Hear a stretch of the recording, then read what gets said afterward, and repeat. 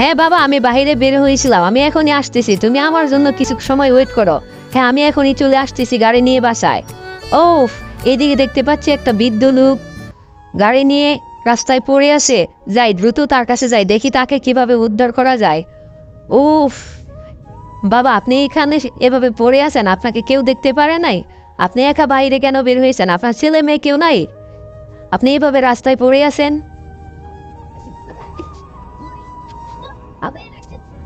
হ্যাঁ বলেন, আপনার বাসা কোথায়, আমি আপনাকে দিয়ে আসি। যান। না মা, অনেক ধন্যবাদ তোমাকে আমাকে রাস্তা থেকে ওঠানোর জন্য। আমার দিয়ে আসতে হবে না, আমি এখন নিজেই একা একা আমার বাসায় যেতে পারবো। ধন্যবাদ মা, তোমাকে অনেক ধন্যবাদ আমাকে আমার গাড়িতে উঠিয়ে দেওয়ার জন্য।